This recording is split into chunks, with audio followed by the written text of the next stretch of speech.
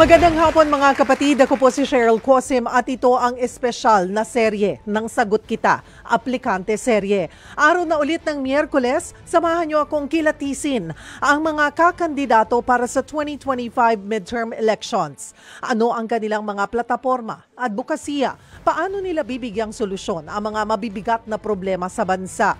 Live po tayo sa True FM 105.9 at syempre kami rin po ay mapapanood nyo sa lahat ng mga Signal subscribers. Kami po ay nasa True TV Channel 19. Present din tayo syempre sa inyong mga socials, sa Facebook at sa YouTube. Mga kapatid, ang ating aplikante ngayong araw, batikang abogado at nagtrabaho bilang dating Executive Secretary. Siya ay si Attorney Vic Rodriguez. Makisali po sa isang oras na job interview dito lang sa Sagot Kita, Aplikante Serye. At syempre, hindi po mawawala ang ating question of the day. Baka po nagbabago yan linggo-linggo magmula nung nilaunch po natin itong ating serye noong end of October. Tama ba ako, Carmi? Or sometime November, mid-October. Ano ang pamantayan mo sa pagpili ng senador? Sikat ba siya? Kilala mo sa pangalan? Matunog yung pangalan? Ay, catchy yung kanyang yung kanyang ads, yung gano'n, nakikita mo kahit saan ang mukha, or mas may malalim po kayong pamantayan, experience-wise, kagalingan, kaalaman sa paggawa ng batas. Dapat din po ang ating bago tayo gumawa ng ating list, naintindihan po natin kung ano yung trabaho ng certain position na yon. This coming midterm elections, mayroon po tayong national, of course, the Senate, and then the local positions. Sana po ay we take our time, para intindihin. Kasi minsan di natin sineseryoso, pinapahalagahan yung ating boto. Dahil sabi ng kamag-anak, dahil yan ang sinusuportahan, pero dapat kinikilatis po natin yung mga iniluluklok natin sa iba't ibang posisyon para mamuno sa ating bansa. Kasi sa atin po yan babalik eh. Sila po ang magseserbisyo sa atin. Paano kung ang napili po natin ay wala naman palang gagawin or walang ginagawa? Yun pong mga ibinoto nyo noong nakaraang halalan. Pasok ba lahat? Kamusta po ang kanilang performance? This is a good time to revisit that. Check nyo po ulit. Kamusta? How are they performing? Or hindi nyo na ho sila iboboto ulit. Ayun, yung mga ganong mga bagay. O mag-comment po kayo sa ating Facebook at YouTube live stream. Mamaya po ay babasahin natin yan isa-isa. At kung may gusto po kayong itanong diretsyo sa ating panauhin ngayong araw, maaari nyo po yung i-post sa ating Facebook or YouTube or tawag po kayo sa ating tanungan hotlines sa 8689-3289, 8689-3290. Again, that's 8689-3289 or 8689-3290. Sino nga ba ang senatorial aspirant na si Attorney Vic Rodriguez? Ang kanya pong buong pangalan, Victor Dairit Rodriguez.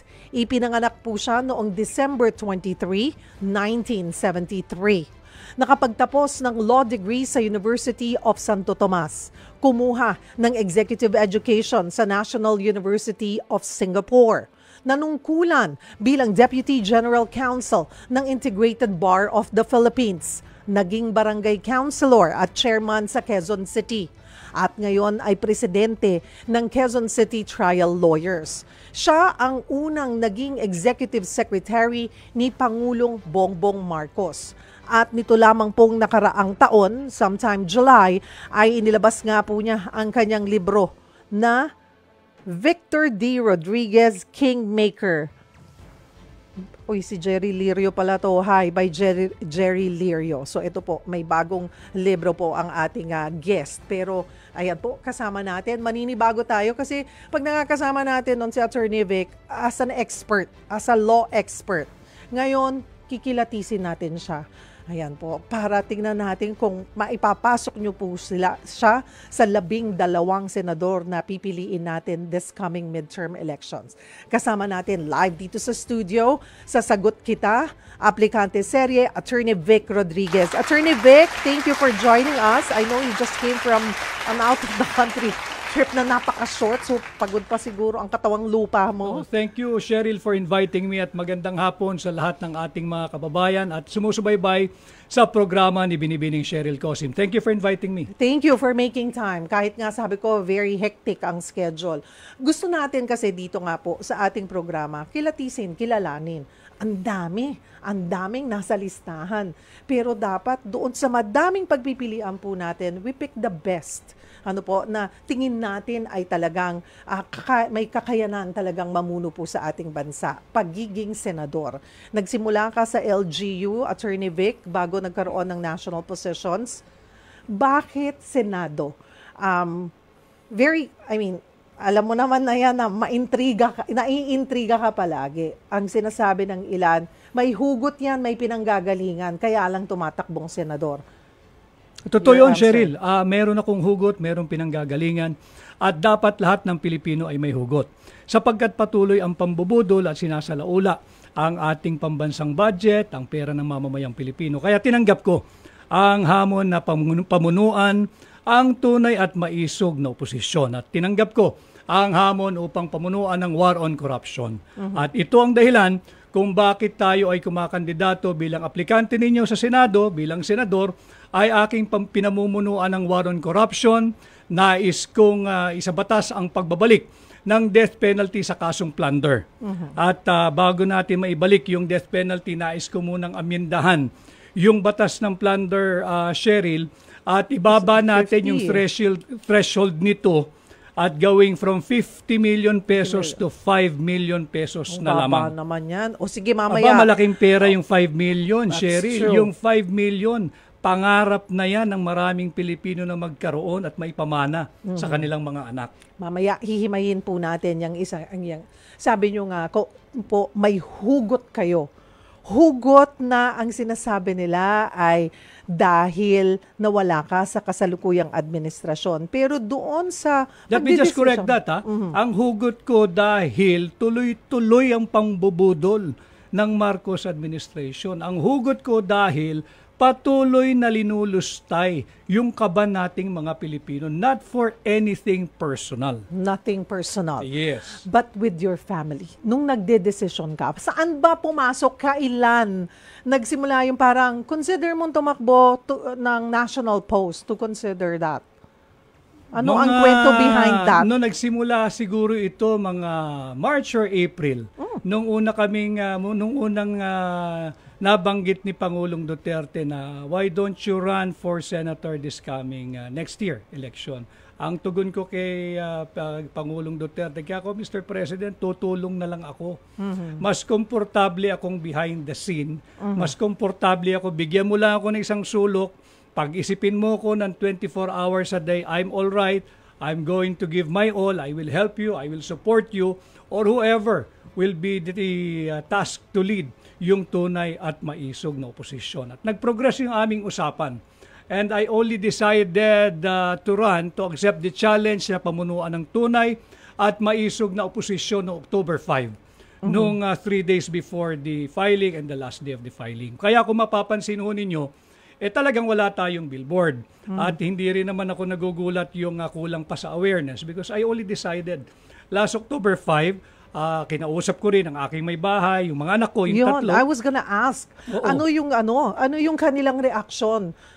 Yung asawa ko ay talagang ayaw nun sa limelight ayaw nun sa politika. Pero nakita niya nung aming linunsad yung libro, yung Kingmaker, the hard copy, sa iba't ibang lugar dito sa Pilipinas at sa ibang bansa, yung init nung tanggap nung ating mga kababayan. At the same time, lahat nagrereklamo na naawa na sa nangyayari sa ating bansa at hindi na matanggap yung malawakang korupsyon. Nakikita, nararamdaman naman lahat yan. Kanya nga may malaking pagkilos ng isang araw sapagkat hindi na natin pwedeng palagpasin ito.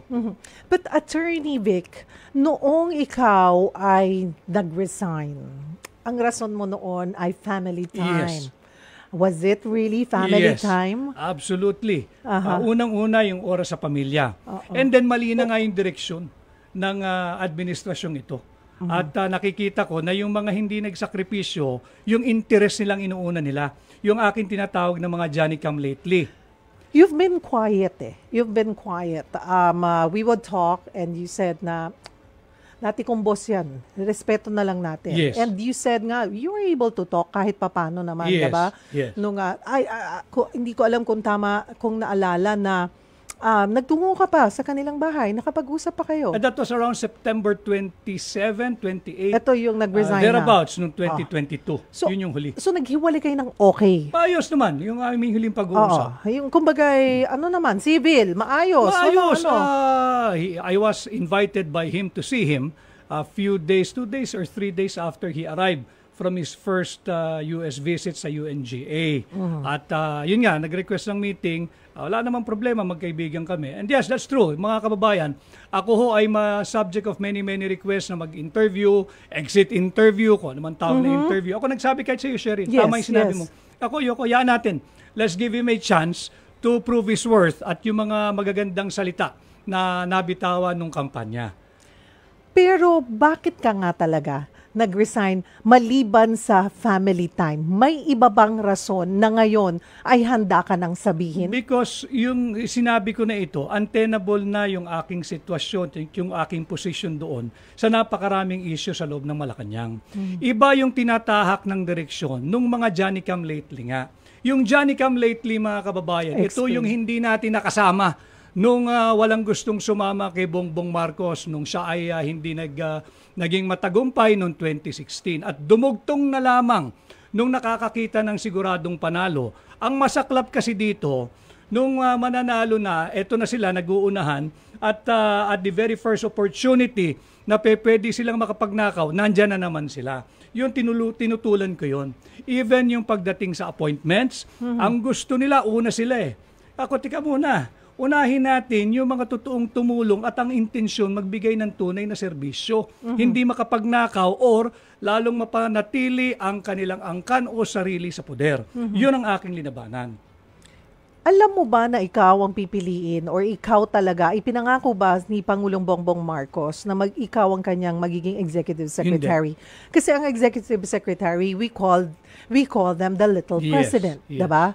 Ayan. Hindi. Hindi. Pero nung tinanggap mo, alam mo na talagang hindi magiging madali at Alam ko. marami talagang gagapang. Alam ko. In fact, nung in-offer yan, sabi ko, okay na ako I don't need this. Pero upon the insistence of hindi pa kami nanunumpa noon, President-elect, sabi niya, no, you have to help me run my office the way you've run the campaign.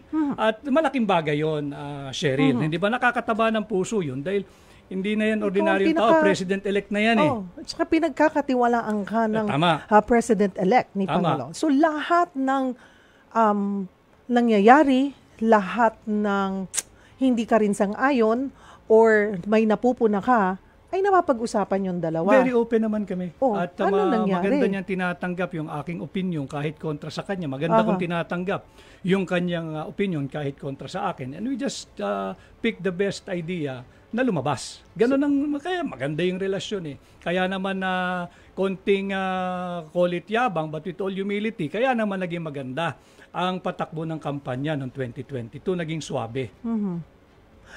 Where did it, saan nagkaroon ng lamat? Doon sa mga appointments. Hindi ba dapat kayong dalawa ang pumipili noon? He was standing by me. And kaming dalawa nagsasara kung sino yung dapat ma-appoint at hindi dapat ma-appoint. Pero along the way, yun nga, yung sinabi ko nga, bumigay yung aking principal dati. So untenable na ito. Alam mo, ang executive secretary, magiging matagumpay lang. Isa lang kailangan mong kakampi dyan. Pangulo. Yung Pangulo. Yun lang ang kailangan mong kakampi. But even then, when I was the executive secretary, nabanggit ko na rin ito, I have offered to get out. Okay ako, exit na ako. Kung sa tingin mo na akong nakakakos ng gulo rito, wala ka ng tiwala. Sabi niya, no, pinaghirapan natin, tutuloy tayo. And he even asked me how come I have not submitted any of my documents sa Commission on Appointments. I told him I'm not going to go and sit down there. Ako walang tamang sagot dyan. Galing ka dyan, naging senador ka, naging kongresista ka, alam mo kalakaran dyan. Pag upo ko pa lang dyan, nakahubad na ako. Tatalupan pa ako. Ayaw ko. I'm not going to surrender my self-respect and dignity. I owe it to my family. I owe it to my children. I said no, I am going to exit, okay ako.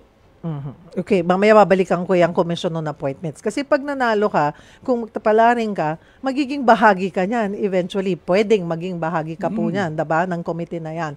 So is this something na tingin mo ay kailangan baguhin or ayusin na makikita natin? Kasi minsan talagang yung mga tinatanong ay talagang sabi nyo nga, nahuhubaran din talaga na sometimes it has nothing to do with the position. Exactly. They go so personal na to the point na napapahiya na.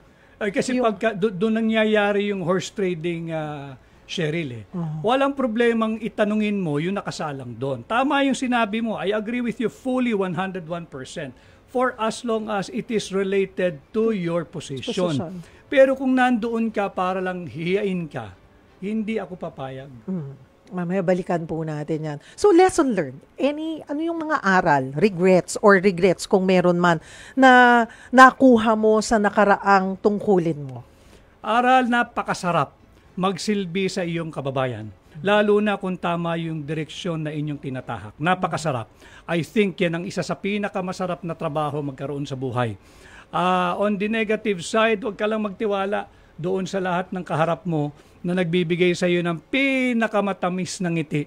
At yun din ang unang sasaksak sa likod mo pagdating ng panahon. Sino yung pinakamatamis na ngiting nagbigay sa iyo? Madami sila doon. Alam mo, pagka kinakailangan ka pa, lahat ng pabor hihingin sa iyo. At kapag hindi na pabor sa interest nila, yan na, dadambahin ka na. At marami dyan, lagi ko nga sinasabi, ang mga nangunguna dyan, yung feeling Pangulo na wala namang boto. Yung nais maging Pangulo, wala namang mandato. Para sa akin kasi noon, isa lang ang aking Pangulo, yung binoto ng tao. At yun lang ang susundin ko, being the executive secretary. Hindi ka pwedeng maraming amo riyan. Ang amo mo lang, ang poprotektahan mo lang, ang tutupdin mo lang ay yung Pangulong binoto ng tao, hindi yung mga feeling Pangulo. Madami ba silang feeling Pangulo? Madaming feeling Pangulo dyan. Wala namang mandato. Pero naramdaman mo na yan kung sino-sino sila during the campaign period pa lang? Nung campaign period, medyo tame pa eh. Pero meron ng mga nangunguna. Meron na yung mga, kumbaga sa kabayo, bumabandera. Na ito yung mga magiging cause of friction pagdating ng panalo. Ma-identify mo naman eh. And as expected. True. Expected. Hindi rin naman ako nagulat kung sino-sino sila. Hindi ako nagulat. At handa ka naman. Mukhang tibay mo eh. Tibay mo. Alam mo, Cheryl, pag wala kang inagrabyado, talagang matibay ka. Pag wala kang inonse, talagang kaya mong humarap kahit kanino. Puntahan natin ang iyong mga plataforma, Attorney Vic. No? Ang sabi mo nga, tatakbo ka kasi hindi mo na kayang sikmurain yung umano'y korupsyon sa pamahalaan. Anong klaseng korupsyon? Ano yung nakita mong korupsyon? Simulan natin sa budget. Yung unprogrammed appropriation. Ngayon 2025, pinirmahan yung unconstitutional budget for 2025. Siniro ang PhilHealth. And then linagak yan lahat doon sa unprogrammed appropriation at pork barrel at ayuda na pinangungunahan ng mga mambabatas. That is corruption, Cheryl. At hindi naman kinakailangan sa pagmumudmud ng tunay na ayuda. Iba yung ayuda na pinamumudmud ng mga mambabatas. Iba yung 4Ps. Dapat kailangan alam din ho natin ito. Dalawang klase po yan, yung conditional cash transfer, yung merong conditionalities, kagaya ng kinakailangan panatilihin mo sa eskwela yung mga anak, yung mga nanay dapat nagkakaroon ng periodic check, yung mga bata dapat pinapabakunahan. Yung ayuda na pinangungunahan ng mga mambabatas, unconditional cash transfer yan. Walang buting idinudulot yan. At pag pinamimigay, kinakailangan nandun yung mambabatas. Kinakailangan nandun yung kanilang mga tarpaulin posters. That is corruption. Kahit anong pang paliwanag yan. Corruption yan. AIX, AKAP, pati na nga raw yung tupad. Sabi ni Mayor Benji Magala, yung 777. 7 million, 7 million, 7 million per congressman or congresswoman nasasama sa kanilang pinuno kung saan man siyang pupunta para magmudmud ng AIX at ayuda at AKAP. At pinaalalahanan po yan mga kapatid dahil napapag-usapan na namin ni Attorney Vic ng COMELEC. Although kasi ang hirap ngayon, hindi pa talaga campaign period. Ano po? So, pwede pa. Pero, ang aming pong paalala, yan pong nakukuha yung tulong na ayuda mula po sa AIX or AKAPman or TUPAD, yan po ay pera natin. Tama. Pera po yan ng taong bayan. Hindi po yan pera ng nakaharap o humaharap sa inyong politiko. Maaring sila po ay naging means kasi nga sila yung nasa posisyon. Ano po? Sabi nga ni Attorney Laudianco ng COMELEC ay maaaring may recommendation mula dito sa mga nakaposisyon. But then again, this is just a recommendation. The reason why dapat na makatanggap kayo niyan ay because you are qualified at hindi ka dapat malakas. Kung malakas ka lang, hindi na po matino yung hinihinga. Maliban sa hindi ka matino dahil malakas ka, humihingi ka na alam mong you're not qualified, pati yung nakaposisyon dyan, hindi po yan matino. Again, yan po ay pera ng taong bayan. Hindi po yan pera ng kahit sino mang politiko, kahit ni Pangulo, hindi po niya yan pera. Yan po ay ating mga buwis. Taxes po natin yan. We just want to clarify that also. Kasi akala nila, ang bait-bait ni ganito. Ay, thank you po kay ganito. Ay, hindi sila dapat tumanaw ng utang na loob. Po ako. Hindi utang na loob ko po ito habang buhay. Hindi po, mga kapatid, deserve nyo yan. Sa inyo po talaga dapat yan. Sa atin po yan. Pera po natin yan na dapat na pinangangalagaan. So, yun po yung sinasabi nyo. The other corruption, any other issues na nakikita nyo po? Tingnan din natin yung kinuhang 60 billion pesos ng PhilHealth at yung 25 billion pesos ng DBP at 50 billion ng Land Bank. At ito'y nagbunsod ng isang pahayag mula sa International Monetary Fund na sinasabihan ng IMF, ang DBP at Land Bank, you have to find a way to restore your capital bago kayo magkaproblema. Kasi nga, linagay yung 25 billion ng DBP at 50 billion ng Land Bank doon sa non-performing Maharlika Investment Fund na hindi naman dapat. So look at the money na nawawala po. 75 billion in total, 60 billion dito sa PhilHealth and hindi na papag-usapan pero mahalaga yung 107 or 117 billion pesos ng PDIC o ng Philippine Deposit Insurance Corporation. Kinuha din yan, Cheryl. At yan ikinuha upang pondohan yung unprogrammed appropriation. I'll take this opportunity sapagkat it is my duty to explain to you, the Filipino people, sa pinaka-simpleng pananalita kung ano yung unprogrammed appropriation. Parang home budgeting lamang po yan, mga kababayan. Yung unprogrammed appropriation, ito po yung wish list, yung pangarap, yung luho, yung kapritsyo, na hindi priority.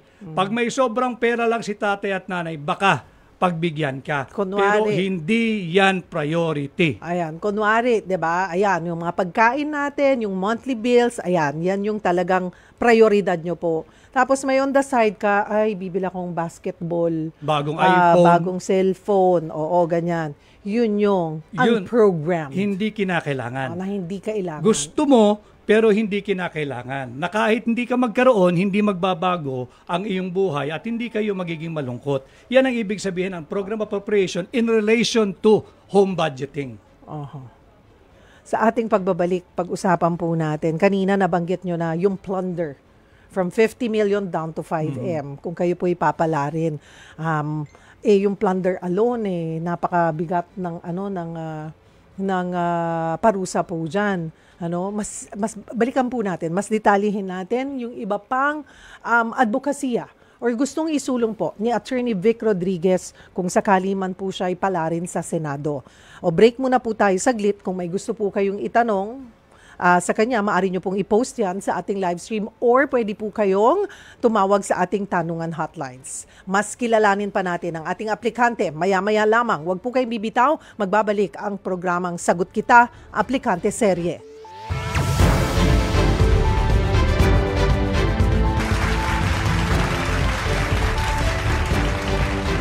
Nagbabalik po ang Sagot Kita Aplikante Serye. Ako po si Cheryl Cosim at kasama natin ang senatorial aspirant na si Attorney Vic Rodriguez. Ituloy natin ang usapan tungkol sa inyong plataforma.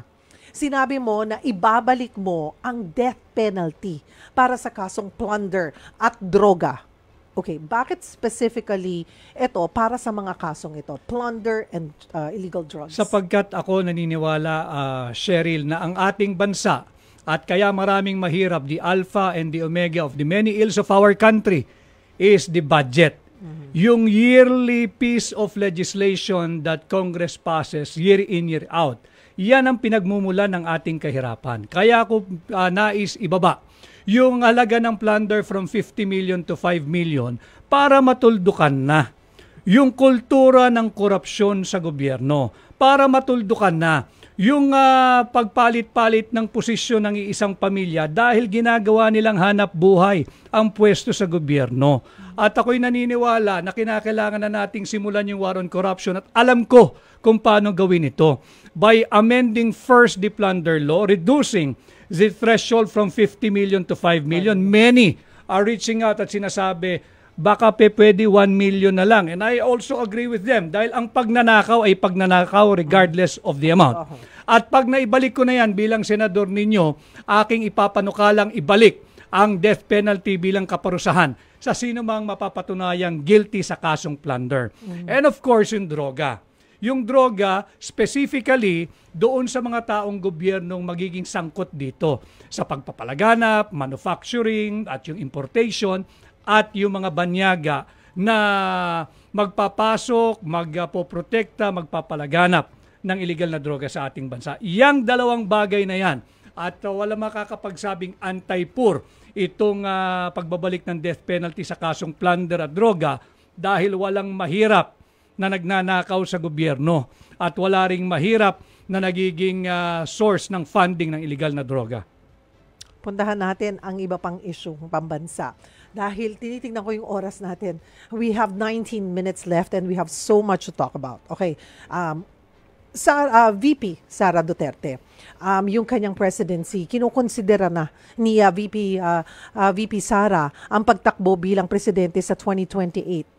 Dapat naman yun, sapagkat higit na malaking boto ang ibinigay sa kanya ng mamamayang Pilipino, 32 million, higit na malaking boto kaysa sa Pangulo. So isang, kumbaga, sa boxing siya yung mandatory challenger pagdating ng 2028. But it's all up to Vice President Inday Sara Duterte kung talagang gusto niyang tahakin yung landas sa magiging Pangulo. But kung siya'y tutuloy, marapat lang sapagkat higit na malaki ang kanyang boto nung huling halalan. 32 million Filipinos ang bumoto ng malaya, konstitusyonal at legal kay Vice President Inday Sara Duterte. Ngayon ay nahaharap siya sa impeachment. Although, ayun na, kaya nagkaroon ng peace rally na wag ituloy, nagsabi rin ang Pangulo na wag nyo nang ituloy yan, wag na nating pagtuunan pa ng panahon dahil mas maraming trabahong kailangang unahin. Naniniwala ka ba na yung mga panawagan na i-impeach si VP Sara ay para pigilan siyang tumakbo sa 2028? Yes, yan panay politika at yan ay political persecution. Ang dapat unahin natin kesa itong mga impeachment na ito yung problema ng inflation, yung problema ng corruption, yung problema ng kawalan ng trabaho, yung kawalan ng underemployment, yung problema ng patuloy na pagtaas ng mga pangunahing bilihin. Yan ang dapat tutukan, yung tumatago sa sikmura ng ordinaryong Pilipino, hindi panay politika. So sang-ayon ka sa panawagan ng Pangulo ni PBBM on that? Sang-ayon ako sa panawagan ng hakbang ng maisog. Sang-ayon ako doon sa panawagan ng mga kapatid natin sa Iglesia ni Cristo na tigilan itong impeachment na ito. Tigilan na itong political persecution na ginagawa nila hindi lamang kay Vice President Inday Sara Duterte, kung hindi pati kay Pangulong Duterte at lahat ng nagpapahayag ng honest dissent. Gaano kahalaga yung show of force, Attorney Vic, ng INC nitong nakalipas na rally? Pagpapatunay na pag nagkaisa-isang Pilipino, regardless of religious denomination, yan ang tunay na soberanya. At yan ay pagkilala doon sa ating karapatan na maging bahagi sa lahat ng antas ng any political, economic, or social decision-making that this government and any administration for that matter will be making. Nakatakda ng ilabas ng NBI yung kanilang findings sa investigasyon sa umano'y death threats ni VP Duterte kay PBBM bilang abogado. Ano ang tingin nyo ho rito? I have yet to see. We have to wait. kung ano yung magiging desisyon ng Department of Justice or NBI diyan sa kanilang ginagawang investigation. Anyone who will be making a comment is premature. Let's wait for the release of the findings by the National Bureau of Investigation.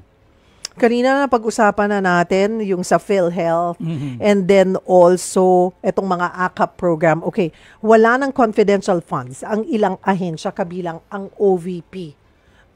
Noong ikaw ay dating executive secretary at ngayon naintindihan nyo na saan ba napupunta or ano ba yung confidential funds, what's your take on confidential funds sa iba't ibang ahensya? Walang pondo ang OVP. Nung time na nandoon pa ako at nung 2022. Because sumulat ang Office of the Vice President sa Office of the President. Maaari ba ako magkaroon ng confidential fund? Sumagot ang Office of the President, maaari, bibigyan kita. O bakit si Inday Sara lang iniimbestigahan?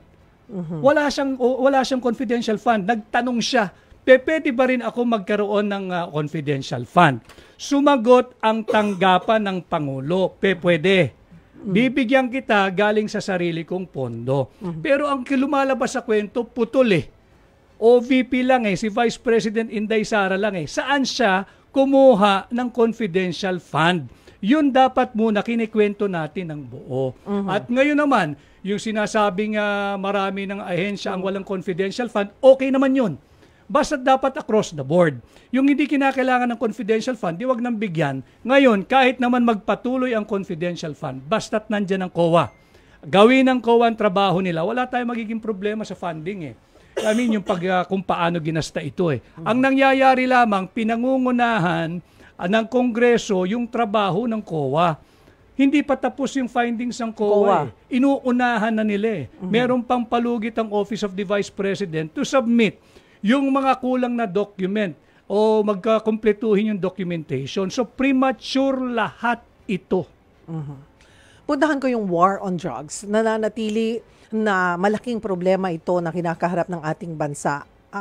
What's your take on kung paano ito hinahandle ng kasalukuyang administrasyon kumpara sa nakalipas na administrasyon? Napakahina. Sapagkat punong-puno ng pagtatakip. Ano na nangyari? Alam mo ito, journalista ka, Cheryl. Ano na nangyari doon sa sinasabing biggest drug haul ever in the history of drug enforcement ng Pilipinas? Yung sa Alitagtag. Wala na tayong follow-up, wala nang nangyari.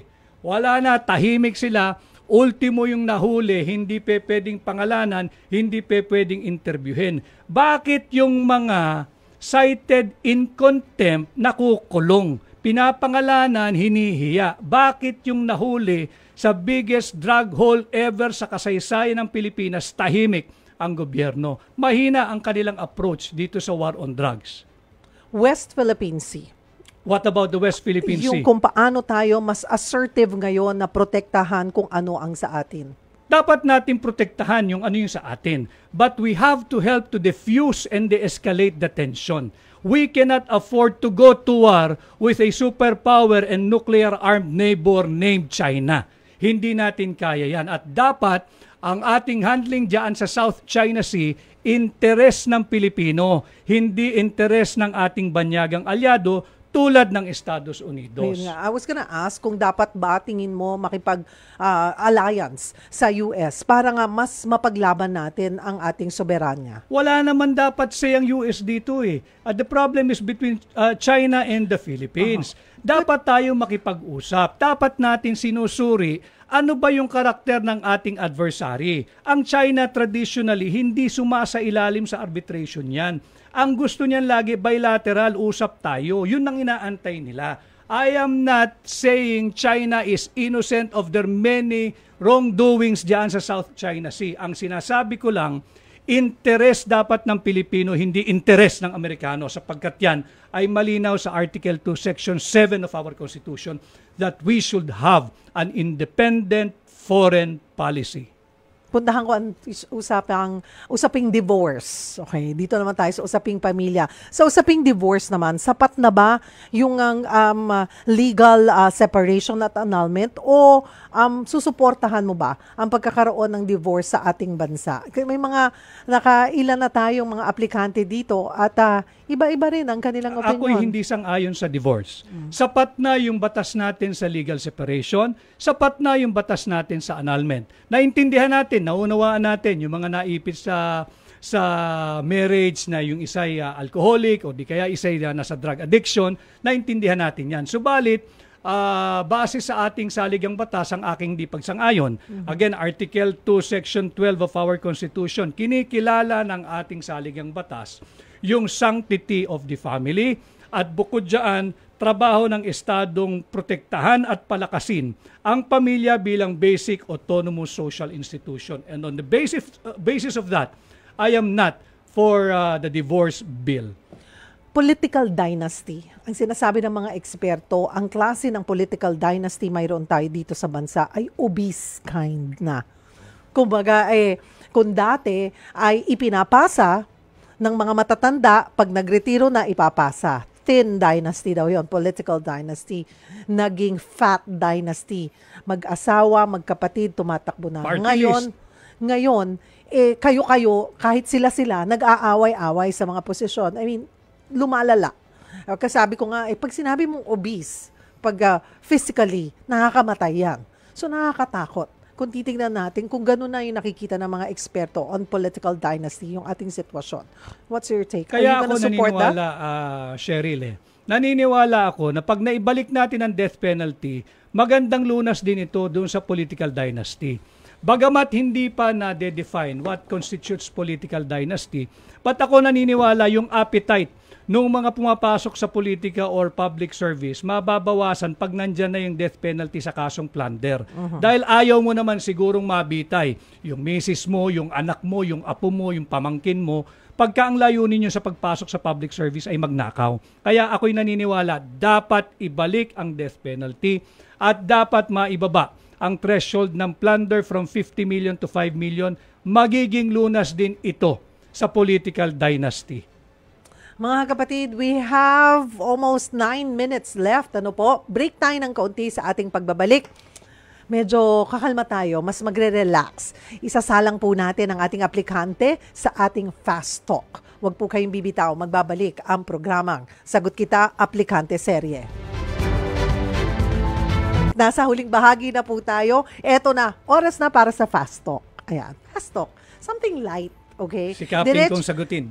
Diretso na tayo dyan sa mabilisang tanungan at sagutan. Sagutin ng mabilis ang ibabato naming mga tanong.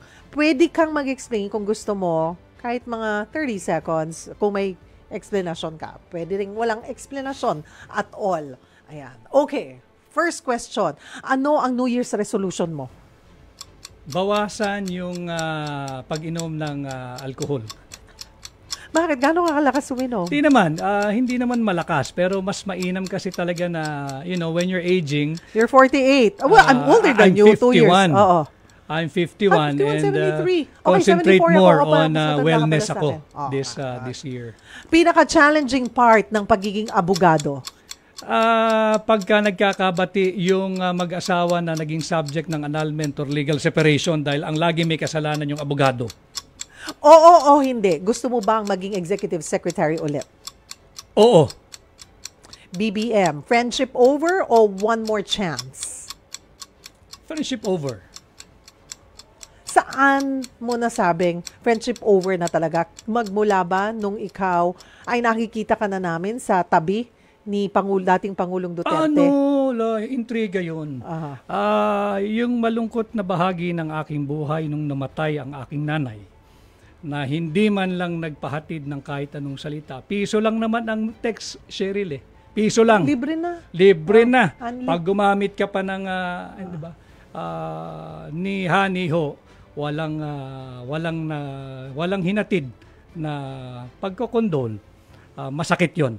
But magkaganon pa man, inulit ko na, kahit gaano kahapdi, kahit gaano kasakit, hindi ko hihilingin na madanasan niya yung dinanasan ko. It was more of yung friendship. Doon talaga. Meron bang Doon ka kaibigan na badapa yung kaibigan mo ni hindi mo akayin? May ganong klaseng kaibigan ba? Samantalang nung yung walang gustong sumama sa'yo, ako kasama mo. Mas mahalagang katangian ng tao, loyal o honest? Honest. Biggest regret sa buhay? Wala naman. So far, wala naman. Sana wala. 20 pesos per kilo na bigas, posible pa ba? Yun ay pambubudol na lang yan. Hindi aabot ng 20. Hindi aabot, hindi mapababa. Alam Pero mo ba, kasama ka dun. alam mo Sa ba, simula. sa simula, tama. Paano mo ngayon papababain ng 20 pesos ang meron bigas? talaga kayong formula noon. Meron talagang magandang motivation na maipababa ang kilo ng bigas. Pakainin yung mahihirap nating kababayan ng maayos na bigas. Hindi yung sulit Durog. rice. Ang sulit rice, Cheryl, dagdag ko lang 100% durog. 36 pesos pinagyayabang nilang mura. Yun, pag linuto mo yun, lugaw yun. Araw-araw kang pakainin ng lugaw, hindi ka naman siguro mag-i-enjoy. Sakaling palaring ka sa Senado, ano ang unang bill na isusulong mo? Isusulong ko na amyendahan ang plunder law, ibababa ko from 50 million to 5 million, isusunod ko yung pagbabalik ng death penalty. Sinong politiko ang pinakahinahangaan mo? Sinong politiko for his longevity at brilliance? Si Juan Ponce Enrile. Kung hindi ka politician o abogado, ano ka ngayon? Negosyante. Alright. Mayroon po tayong less than 2 minutes, mga kapatid. Ang ating final question, Attorney Vic Rodriguez, bakit ka dapat tanggapin sa Senado? Sapagkat alam ko ang trabaho ng pagiging senador. Kaya po ako isang formal at opisyal na aplikante ninyo sa Senado, nais kong isulong ang ating war on corruption sa Senado bilang tunay at maisog na oposisyon. Ating babantayan ang budget simula pa lamang sa paglilimbag nito at habang sa ito'y binubuo na, hanggang sa ito'y mapirmahan na, hanggang sa ito'y gamitin ng mga ahensya. At aking pamumunuan ng war on corruption, alam ko kung paano gawin ito. Aking papanukala na amyendahan ng plunder law, ibababa natin from 50 million to 5 million pesos ang threshold at matapos yan, aking isusulong na maibalik ang death penalty sa kasong plunder at droga. Marami pong salamat for taking the time. Thank you for joining us this afternoon, Senatorial Aspirant Attorney Vic Rodriguez.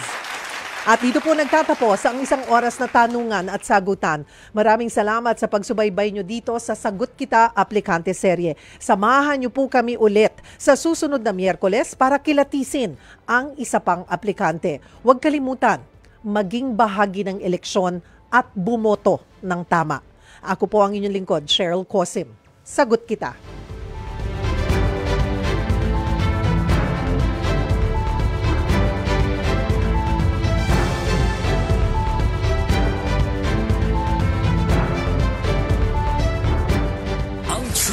FM, totoong nasa kanan na po ng FM band sa 105.9. Dito tayo sa